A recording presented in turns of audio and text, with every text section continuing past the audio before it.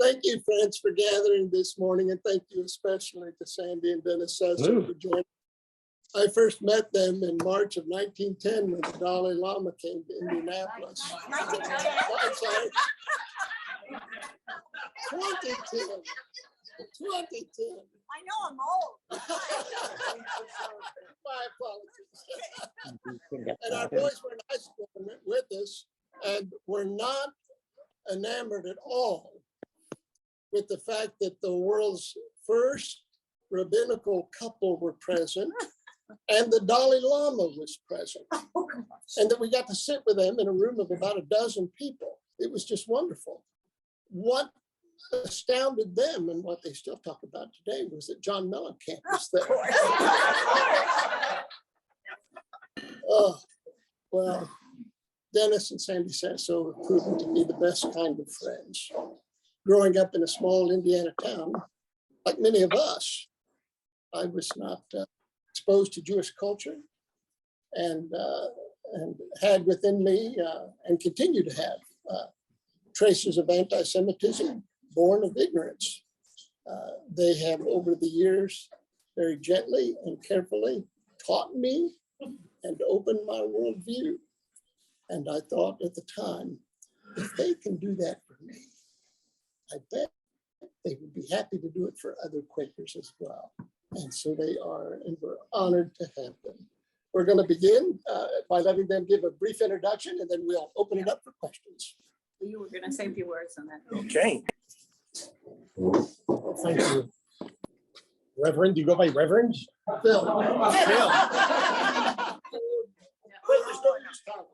No title. No titles. You should know that the early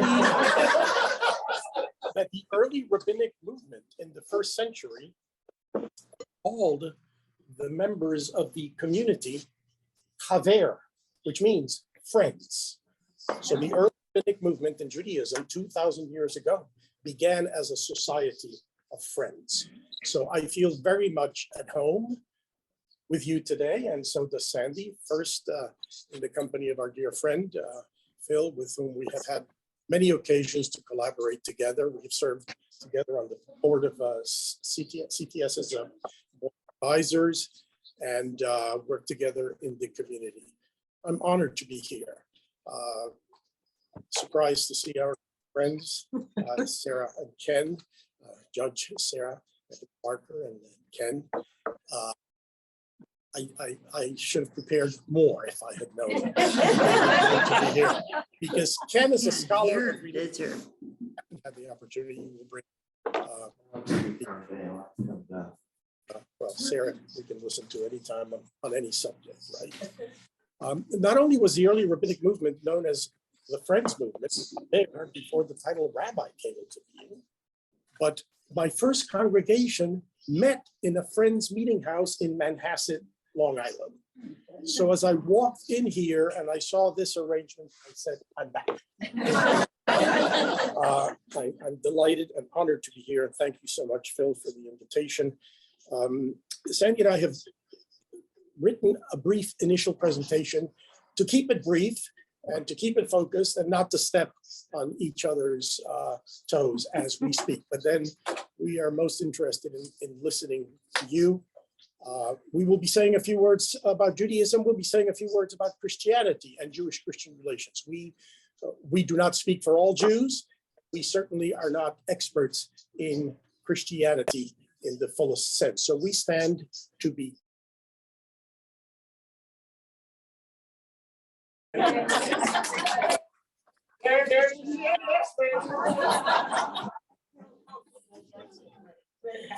Absolutely. So look, Judaism is not just a religion.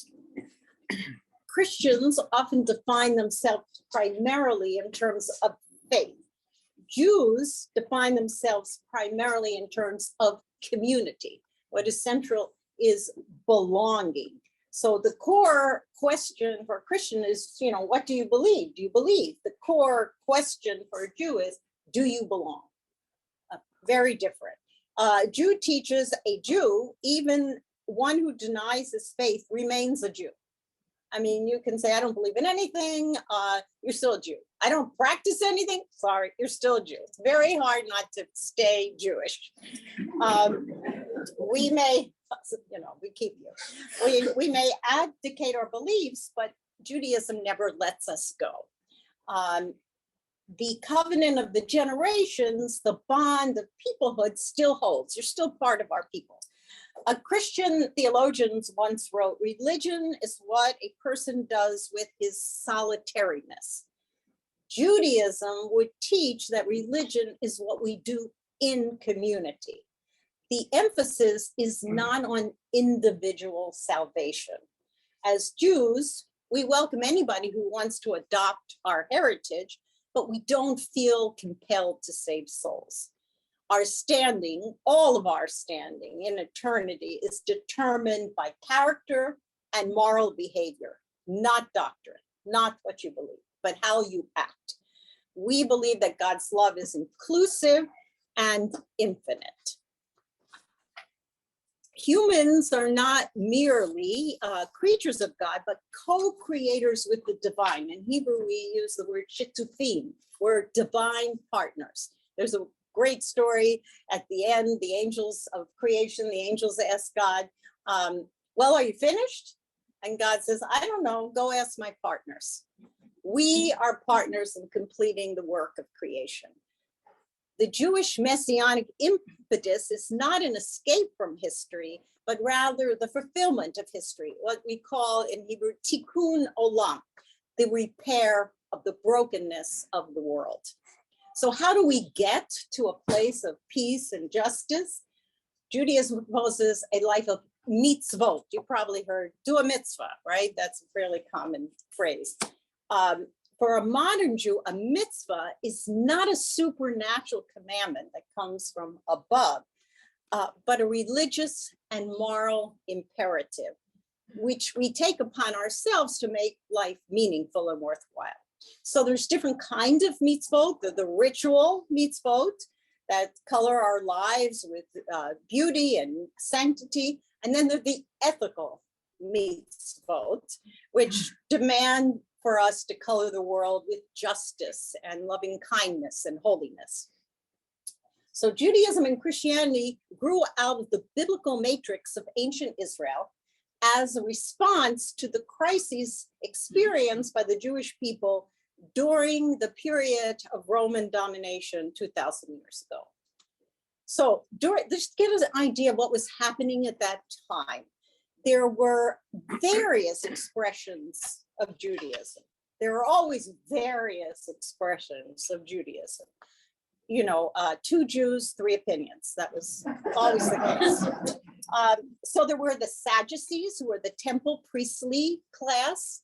There were the Pharisees, which get a bad name in Christianity, and that's one of the things we'll be addressing, which were the scholarly middle class. There were the Essenes, you've heard of the Dead Sea Scrolls, the group associated with that, who really rejected both Roman and Jewish society outside. There were the Zealots, who believed you should revolt against Rome, and did, to a disastrous consequence. And the Messianists, who believed in the imminent arrival of a saving Redeemer. Most Jews weren't in any of these classes. They were Amhei Haaretz. They were just the regular folk like you and me who went about their lives. Following the destruction of the temple in 70 CE, there were 2 groups out of this matrix that survived.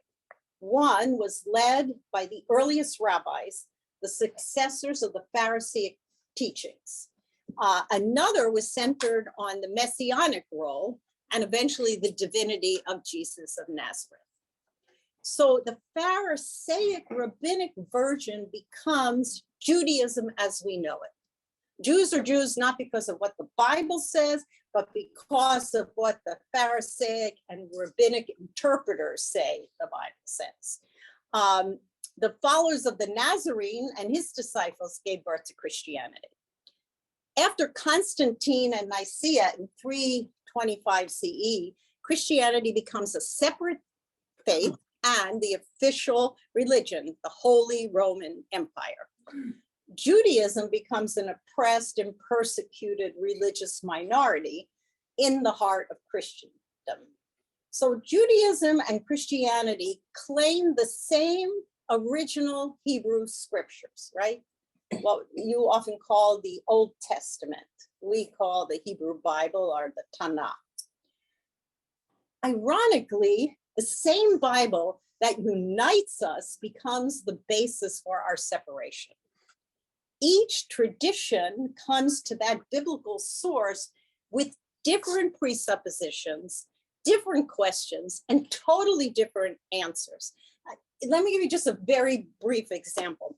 What is the last book of the Bible that you use? The Old Testament. What's the last book? Malachi. That's not ours. Now, we have Malachi, but the last book of the Jewish Old Testament, quote unquote, is Chronicles. Why? Because we're telling two completely different stories. Malachi predicts, the coming of the Messianic period and age. That's not what Jews were looking for. Chronicles tells about the return to the land of Israel after the Babylonian exile. So they're two different stories, even by the way we order our books. Christianity augments and interprets the Old Testament and claims to supersede it with a New Testament that proclaims the saving role of Christ to the new Israel. So even the word Old and New Testament has problematic features, right? Because the word testament means covenant. Oh, you have that old covenant, but we have the new covenant, which is better and supersedes it. Judaism doesn't have the new or Christian Bible. It expands and interprets this written Torah with an oral tradition, the oral Torah, which is the wisdom and insights of rabbinic teachers. And it is that covenant which sustains Israel in exile. So the central symbol of Christianity, as I understand it, I shouldn't be telling you about this, but as I see it, is the cross, okay? It stands for death and rebirth, sin and forgiveness, suffering and healing. Christian faith affirms that Jesus died for humanity's sin and was resurrected to give new life. Am I okay still? I always thought it was the pitch-in dinner. Jesus is not only the incarnation, but the embodiment of every suffering human being. There's an identification. In Christianity, the word becomes flesh. What is central is incarnation. In Judaism, the word becomes more words and more words and more words. What is central is interpretation. Very different perspective. So the central metaphor of Judaism is not a cross, but a crossing. It's a journey from, it was Abraham's journey, Jacob's journey, primarily from Exodus to Sinai, from freedom to covenant. The Jewish message is embodied not in a divine human redeemer, but in a people, a book. So as Jesus is to Christians, Torah, meaning all of Jewish learning, is to Jews. And actually, you find lots of images very similar.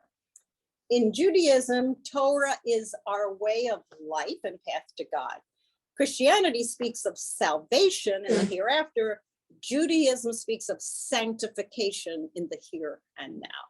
So that gives you sort of an overview, and Dennis is going to take it a little further and talk a little bit about, now that you know everything you need to know about Judaism, a little bit about anti-Semitism and how that developed.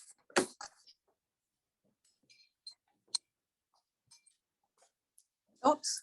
Oh, okay. You can use my notes. So to pick up on, I need one. okay, you can do it. This is the dual testaments. Old Testament, the New Testament. We've worked together as rabbis for nearly 50 years, so we're sure. So to pick up on where Sandy ended, Christianity searches for the truth. Judaism cherishes the question. For Christianity, humans sin because they are born sinners. In Judaism, humans become sinners because of when they sin. Of course, both Judaism and Christianity address the totality of the human soul and the needs of the community, and both hark back to Abraham's call to go forth and be a blessing. Part of Judaism's historic sense of peoplehood is our religion with the people and with the land of Israel. Jewish religion does not idolize the land. It is not a matter of entitlement, but of responsibility. Our commitment as modern Jews to the survival of the state of Israel is not deemed as recompense for the Holocaust and other Jewish sufferings. It is an affirmation of a natural historic right and a challenge to live up to the aspirations of what my teacher, Rabbi Mordecai Kaplan, called ethical nationhood. Jews deserve to be a people like all the nations, even as we strive to respond to the prophetic call to be a light unto the nations. To understand modern anti-Semitism, we need to reckon with the heritage of religious anti-Judaism that Jules Isaac, a friend of Pope John the 23rd, called the teaching of contempt. My teacher, our teacher, Clark Williamson, describes the church's theological discourse on Judaism in terms of three categories that the church imposes on Judaism. One is the category of antithesis. The other is the category of scapegoating. And the other is the category of prologue. First, Judaism is seen as the antithesis of Christianity. Justice, Jewish; love, Christian; judgment, Jewish; promise, Christian; law, Jewish; grace, Christian. These opposites point to the spiritual superiority of Christianity over its antithesis, Judaism, as it has been preached and taught. The second category is scapegoating. Jews and Judaism are, of course, the perpetrators of deicide, a charge that was imputed on the Jews already in the 2nd century and continued to evolve. Guilty of killing God and whatever evil the church chooses to lay at their door, Israel is rejected and replaced by the Gentile church as the legitimate inheritor of God's covenant. Old covenant, new covenant. Old Israel, new Israel. Thirdly, this theology of replacement or supersessionism leads to the notion of Israel as a prologue. Judaism is the setup act for the church. The Old Testament is an ancient relic. The early church characterizes Judaism as old, passé, and Jews as carnal, legalistic, ethnocentric, in contrast to the new Israel, the church that is spiritual, grace-filled, and universal. And these ideas get expression in medieval art. If you travel through Europe and you visit wonderful cathedrals, you will find in many of them, either at the entrance or somewhere inside, mostly in sculpture, but sometimes in painting, a depiction of two images. One is called ecclesia, the other is called synagoga. Church, synagogue. Ecclesia stands tall, staff in hand, holding a triumphant globe, looking across the aisle to dejected synagoga. Blindfolded, staff broken, tablets of the law falling from her hand. The church victorious, the synagogue vanquished. That's how theology was transmitted in the Middle Ages when people didn't know how to read. The first expression of racial anti-Judaism comes from the Spanish Inquisition's doctrine of the limpieza de sangre. I'm a Jew of Spanish ancestry. Limpieza de sangre means purity of blood. The problem with the people who tried to convert to Judaism and stayed to save their lives becomes eventually not that they did not believe the right way, but that they put at risk the purity of Iberian Christian blood. There are numerous expressions of anti-Semitism through the centuries, from blood libels to the desecration of the host, the belief that Jews would steal themselves into a church, take the host, and puncture it to make it bleed again, from accusations of responsibilities for plagues, the Middle Ages. The Black Plague was blamed on the Jews. Even as today, I have seen flyers going around saying that COVID is the responsibility. I'll show you a flyer that I have about that was put in the homes of Jewish families in our community. Expulsions, death across Europe. The term anti-Semitism itself was coined in the late 19th century to present Jews as the lowest of Semites and of human beings. Intermarriage with them, already prohibited by the medieval church canons, would fearfully lead to the Judaization of German blood. Church law informed much of Nazi legislation and made possible the progression that historian Roel Hilbert identifies as: first, you have no right to live among us as Jews. Next, you have no right to live among us. Next, you have no right to live. That is the progression. So anti-Judaism begins as a religious prejudice. It evolves from religious to racial hatred and culminates in the lethal anti-Semitism of Nazi ideology. More recently, anti-Semitism has mutated often into expressions of anti-Zionism through misinformation, demonization, and delegitimation of the state of Israel.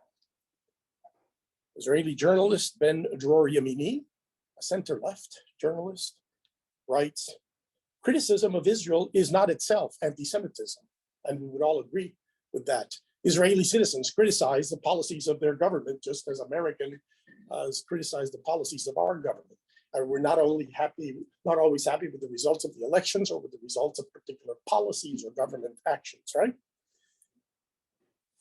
And he adds, a post-national or anti-national stance is not anti-Semitism, as long as it is applied to other nations as well. But when we deny the right of self-determination to only one people, the Jewish people, and when we engage in the demonization and dehumanization and delegitimation of Jews, of Israel alone, that is anti-Semitism. So today, the Israeli-Palestinian conflict is often conflated with American racial politics, astonishingly presenting Israel, which is a nation of ethnic, racial, and religious diversity, as a white supremacist apartheid colonialist state. This is not only a lie, this is anti-Semitism. A word about religious dialogue. I'm sure we'll explore this a little bit. Religions are like languages. There are different ways through which the spirit speaks. They're human constructs, traditions that are colored by history and culture, by insights and by blindness, by wisdom and by folly. The Catholic Church's Second Ecumenical Council in 1965 began to change the vocabulary and the image of Jews and Judaism within Christianity. The charge of deicide, that Jews killed God through the crucifixion, was formally rejected for the first time in the 20th century, in the 1960s. The church called for a more fruitful and respectful relationship with Jews and Judaism, and eventually mainline Protestant denominations followed suit. Yeah, I just wanted to add a modern example, because sometimes you think these expressions of anti-Semitism, well, they're long gone, they don't exist anymore. But I want to read to you from a high school textbook in Indiana that was used this year, that we actually managed to get out of the school. But this constant anti-Judaism is perpetuated again and again, even today. Here's what the textbook, it was about the teaching of the Good Samaritan from Luke. Over time, there developed among the Jews two main problems that conflicted with the command to love others. There were the problems of nationalism and legalism. The first problem that developed among the Jews was an excessive sense of nationalism. The Jewish sense of separation from all other cultures led some Jews to believe that love your neighbor referred to Jewish neighbors only. I'm not really sure where this textbook got that information, but anyway, that's what it said. This is what the kids were learning. Some Jews, though certainly not all, even believed that they were called to love their neighbor but hate their enemy. Here are the two problems. Legalism. This was particularly true among the Pharisees. Oh, those Pharisees again. And then it says, Jesus' call to love one's enemies was unique to him, with no parallel in either the Old Testament or the writings of the rabbis. So this is a modern history textbook for today's high school student. So these expressions of anti-Judaism continue to be perpetuated in schools, and also not from here, but from other pulpits. And we don't have to talk about this now because I want to discuss it, but part of the work that I've done with a well-known scholar in New Testament, Amy Jill Levine, is to retell the parables in ways that do not say bad things about Jews. Okay, so like, actually, this is my Good Samaritan, in case you didn't recognize it. This is a Good Samaritan story. It's not a story about how bad are priests and Levites and Jews, but it's a story about all of us figuring out who is our neighbor and who's going to help us. So it's, I mean, we can talk about this later, but what happens is many of these parables are taught in ways that make the Jews sound less and not as holy and sanctified. And this is, I just wanted to give you one example. Let me just close. As Sandy has pointed out, anti-Semitism unfortunately remains in a variety of expressions. Anti-Judaism continues to be preached in churches throughout the country, from the left and from the right, from the parables to the passion narratives, from the gospels to the letters. Pharisees are depicted as hypocrites, and Judaism as legalistic and judgmental. The Hebrew scriptures are decried and dismissed, along with images of a wrathful and a vengeful God. Anti-Judaism and anti-Semitism have a long history, but that isn't the whole story. I'm proud to say that American Jews today enjoy greater equality, acceptance, and opportunity than any group of diasporic Jews in the past 2,000 years. American Jews aren't a foreign body in the US. They are an integral part of this ethnically and religiously diverse nation, and we stand or fall together. And those last words are from a book by Walter Russell, by an article by Walter Russell Mead that appeared recently. So the very fact that we are here talking today with you indicates the kind of openness for which we strive and which we know the best of American society represents, not just in terms of Jewish Christians relationships, but across the board, ethnic, cultural, religious. And I think if we have any interest and love for this country and for our common humanity, we need to make time for these exchanges and conversations. And we are grateful and honored for the invitation to be here with you today. And we're open for questions, corrections, and editing. Conversation. Conversation. Thank you. You want to handle the Q&A or?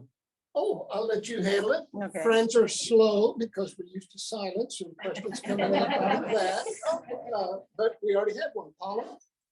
I'm Luther, so I'm.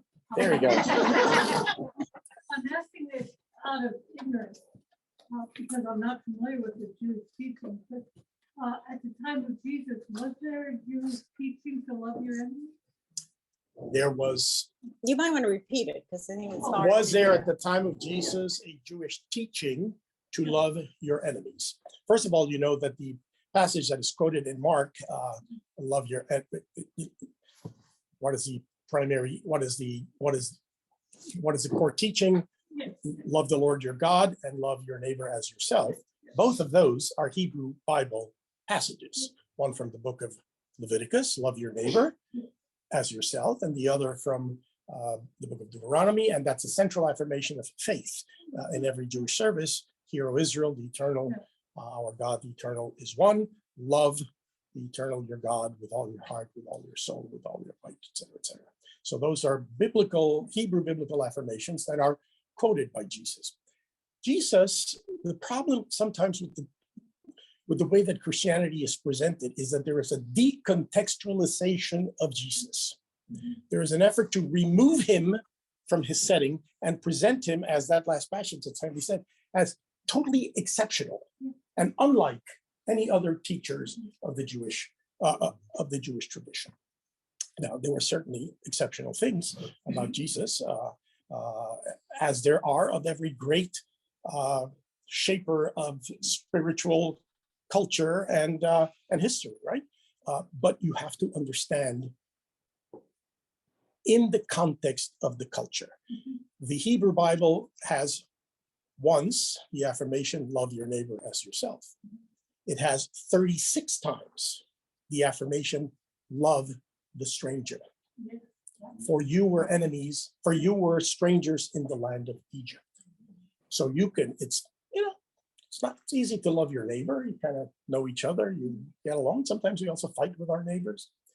But the concept of loving the stranger, and the word stranger means the disenfranchised, the people at the border, the people who you don't see 36 times. Why? Because of your own experience. So there is that there. Yeah, And- can I, I know, you tell me I interrupt you a lot. But, I wanted to add, what about the book of Jonah? Think of the book of Jonah. I mean, Jonah has this enemy, and he wants to run away. He doesn't want to even tell them they're doing terrible and they should be forgiven. But the text says, you got to go back. And I know you hate these people. And if you understand the historical context, those are the people who later come back and destroy Jerusalem.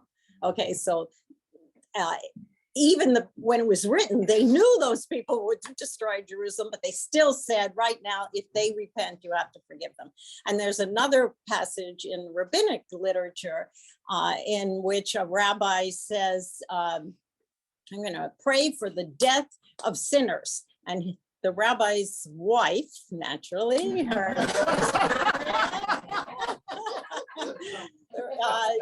the rabbi's wife, Gloria, says, don't pray for the death of sinners, pray for the death of sin.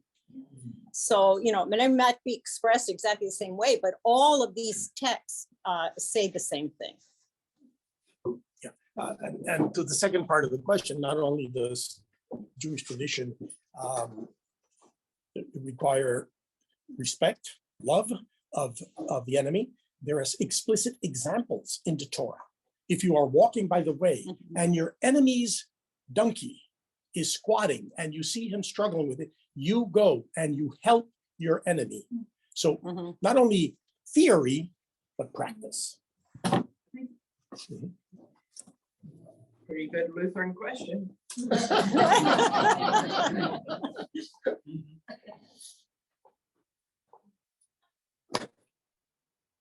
Yeah. I have a much more contemporary question. And like Phil, I didn't know any Jewish people till I got to college or anything.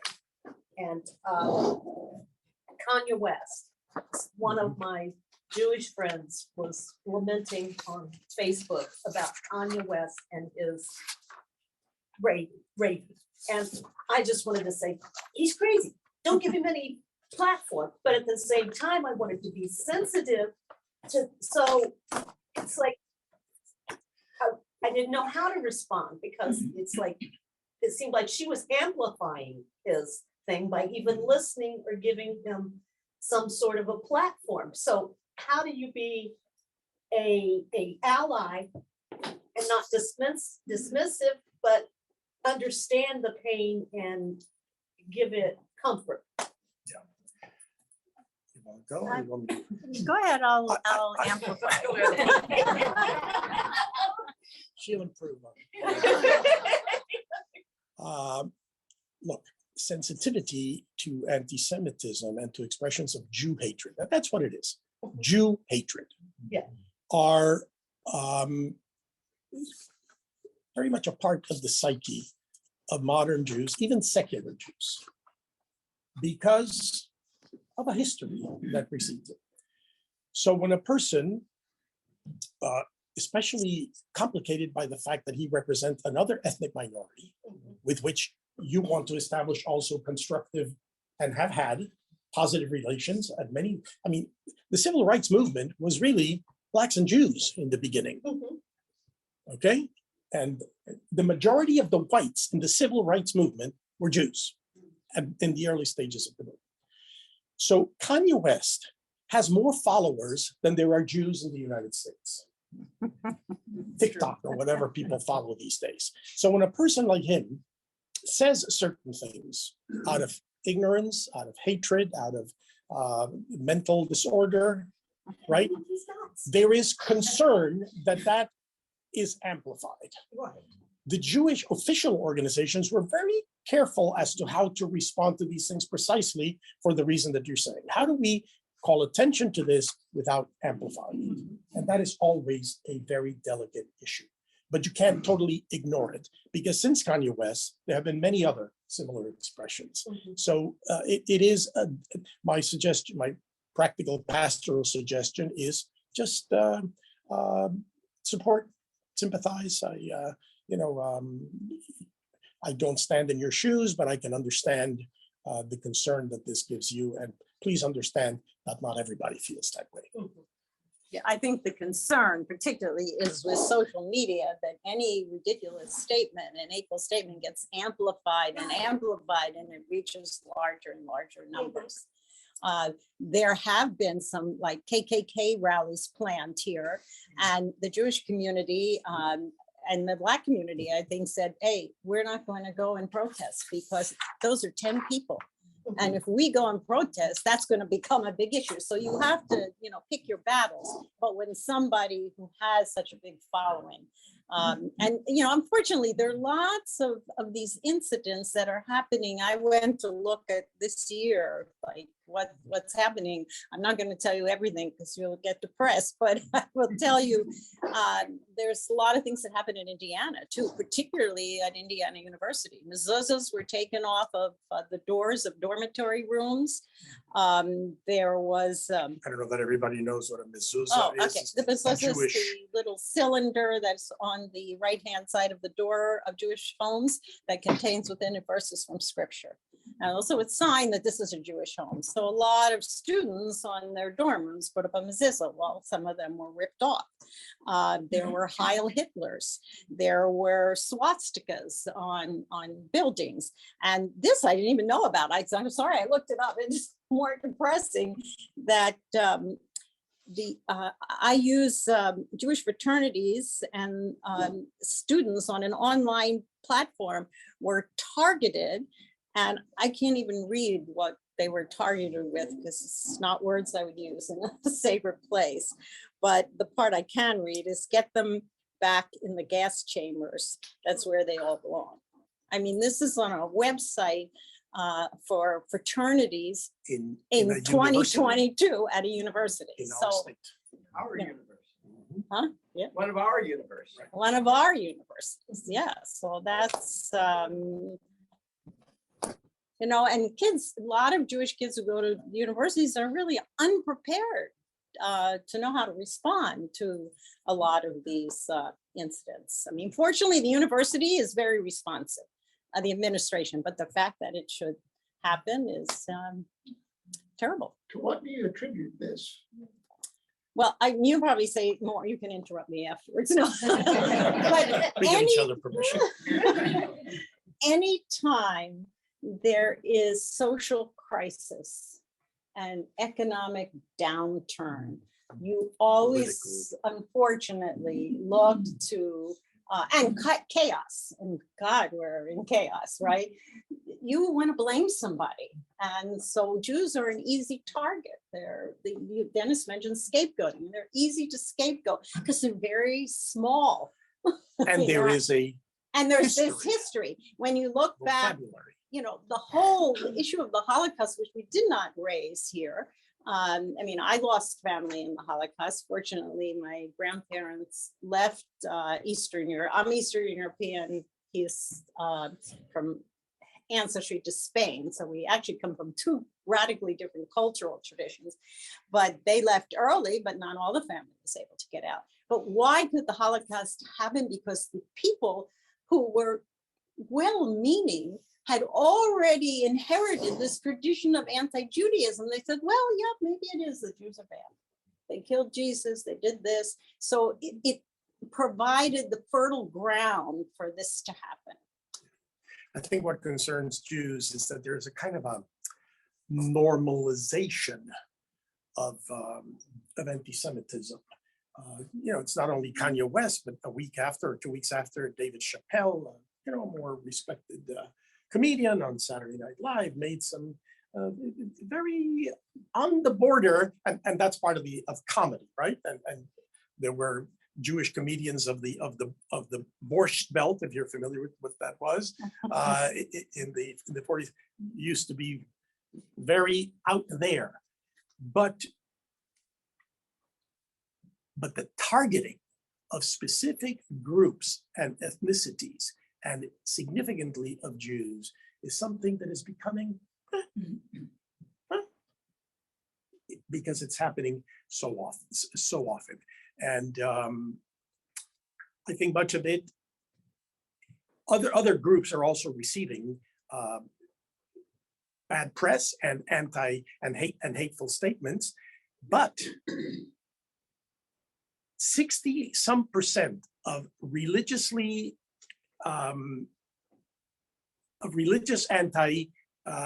prejudice, of religious bigotry, prejudice in the United States, the Anti-Defamation League has calculated, is directed against Jews. The rest to the other communities, Islamic, Hindu, etc. 60% to Jews. Jews are 2% of the population of the United States. So these are some of the things that are considered. I mentioned early, and again, this was left in the driveways, mailboxes of families here and in other states. In the Middle Ages, Jews were blamed for the bubonic plague. Every single aspect of the COVID agenda is Jewish. And then it lists names of government officials and scientists that are involved and are responsible for the proliferation of COVID in our country. So this is a goofy thing, right? You would think it's probably a joke, but it is not. And when it proliferates and people pick it up because of lack of information or of ingrained malintention, it's a reason to worry if you want to pass that around. It's not worth the reading. The Jews were also We blamed will for not be 9/11, responsible. just, you know, to fit into the, It's- anything that I'll- goes wrong. It's Because there have been Jewish conspiracy theories that Jews control the world and therefore they cause all these things happen. This is all part of this anti-Judaism, anti-Semitism. Anybody heard of a document called the Protocols of the Elders of Zion? Okay, it's a forgery that was first published in Russia at the end of the 19th century, pretty much along the time when the first Zionist Congress was held in Basel, Switzerland, the movement that launched the modern expression of Zionism to eventually establish a Jewish homeland, eventuated in a Jewish state. The early Zionist movement was led by a man called Theodor Herzl, who was a totally assimilated Hungarian Austrian Jew who was on the verge of conversion to Christianity in order to further his professional aspirations, and was sent by his newspaper in Austria, the Neue Freie Presse, to cover the Dreyfus case in Paris. The Dreyfus case was a Jew in the French military who was accused falsely of treason to the state, and he was in prison and sent to Devil's Island. Eventually, he was exonerated, but it agitated, it triggered anti-Semitism in Europe at a time when Jews were beginning to enter the Enlightenment and felt that all their problems had been solved. And now the backlash was a rebirth of anti-Semitism in Europe. And Herzl believed that the only way to stop anti-Semitism in Europe is to get the Jews out of Europe. There was into a a country of their own, because nothing else has worked. And he visited sultans and popes and state leaders to develop this movement that 50 years later eventuated in the establishment of a modern state of Israel. Zionism began at the same time that other European nationalisms were started. Italian nationalism. It was part, again, of the ethos of the time. And the state of Israel was established around the same time that many of the modern Arab states came into being, who had been under British or French or other, after the League of Nations mandate. Yeah, you need to understand that Jews until after the French Revolution were not citizens of their respective countries. Okay, they were Jews. They were not French. They were not English. They were Jews. It wasn't until the Emancipation and the French Revolution that they began to get citizenship rights in the countries in which they lived. And Herzl believed that, plus the scientific revolution, all the Enlightenment, well, now it's going to be good for Jews. And then here comes this case of anti-Semitism. And he says, forget it, it's never going to work. And across the sea, as of 1776, things were happening in this country, which were opening the door for a totally new Jewish experience. But it began with prejudice as well. The earliest Jews who settled in this country came in in what would become the United States, came in 1654, escaping the Inquisition in Brazil when the Portuguese took over the Dutch territory of Brazil, known as Recife. 23 Jews arrived in New Amsterdam in 1654. By the time of the revolution in 1776, there were about 2,500 Jews in this country. And little by little, they acquired the rights that others would have in our country. There were Jews who fought in the American Revolution. A rabbi was in Philadelphia at the time, Rabbi Gershom Mendes Seixas, rabbi of the Spanish Portuguese community. The first Jews in the Americas were Hispanic. Think of that. First Jews in the Americas were Spanish-speaking Jews. People don't compute that. People don't believe me that And I'm he Hispanic. speaks, his first language is Spanish. I know you never believe that. So that's why issues like fighting hatred, separation of church and state, equal rights, civil rights, racial equality is at the core of the Jewish civic agenda in this country. Jews have always been advocates of separation of church and state because their experience has been whenever the church is allied with the state, they suffer. So that's why they have been very active on these issues for fear of government interfering with their own ability to practice their religion. We're Sarah and I are Methodists, and you've seen in the news some of the troubles of the Methodist Church. But as I talk to other people who are under the Christian tent, there appears to be a very widespread collapse of theology everywhere, and a widespread collapse of church attendance and church interest. So I kind of assume that we're moving in the direction of Europe, where 10% of the people are churched and 90% don't care anything about it. And I know that this kind of prejudice escapes its theoretical underpinnings. But what we may be seeing is the theoretical underpinnings collapse as people's interest in the Bible, interest in religion in general goes away. Do you have any thoughts about I think you're absolutely right in your assessment. However, the decline in institutional religion does not necessarily mean, on the one side, a decline in spirituality, whatever that means, and a decline in some of the baggage, the leftovers of the religious tradition. And part of that baggage in the Christian West, unfortunately, is anti-Judaism. I mean, we haven't talked about Jews in the Islamic world, and that's a totally different picture with its own components. But you are right. But I think that what remains when the church, especially when this institutional church is gone, which can teach a certain type of, a structured, intellectual, doctrinal in its best ways expressions of religion, is you retain a very shallow and misinformed and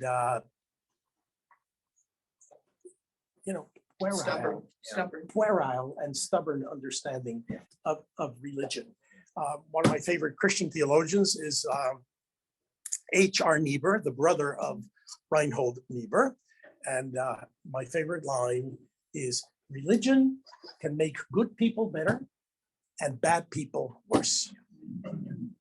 So you can use religion to justify your intentions, this way or that way. I was going to add, I do think there is a flourishing in spirituality and lots of different kinds of groups that do not identify with any particular religious institution or tradition, but are still seeking whatever spiritual means. I mean, that's a whole nother presentation, but I'm still seeking that. And I'll give you just a personal example. There was somebody at the university whose mother died, and I knew her, and I called, this was some years ago, and I called her up and I said, oh, when is the funeral? So I don't believe in religion and we're not going to do anything. We're just not going to do anything. I said, oh, okay, well, just my condolences. I'm so sorry. And like a month later, she called me. I need something. I didn't say goodbye. Can you tell me how to do some kind of ritual so that I can walk through this period of time? So even though people may not want to identify with institutional religion, much of what religion offers, they're still seeking. And then I would say the same thing Dennis says, you don't have to belong to a religious group to be bigoted. I mean, it's very possible to take all these and as a secular person also, and we see that happening. Oh, well, Jews are in charge of banks and you don't have to be religious to believe that. So I'd like to believe that we get rid of the practice, but I don't know. But you're right. I mean, there's a decline in attendance. Churches and synagogues are merging, and it's a hard time for religion in that respect. We'll have Kim's question, and then we'll need to end our time together, unfortunately. I can do this for hours. Yeah, me too. Thanks, Phil. I appreciate you taking this time to help all of us be less stupid about this. I recently had the loss of a friend who was a raging anti-Semite. And I loved spending time with him because I could give him a reverse view of it and just say, look, instead of falling down the rat hole of your research in social media and where you go, because he had a tendency to follow what he believed already. Right. And I really wanted to give him a different view of that. And sometimes it would get too esoteric and I'd lose it because I couldn't defend very effectively the Jewish view of the world, if that's even the right way to say it. I could drag him back to John Henry Clark and talk about human development in the Mesopotamian Valley, but I couldn't get him to pass the Catholic developments and Judaism, where it went. And so that being said, I don't think there's, for me, an easy place to go where I can get this story for someone like that. I'll give you two resources because I know the time is of the essence and you might add some.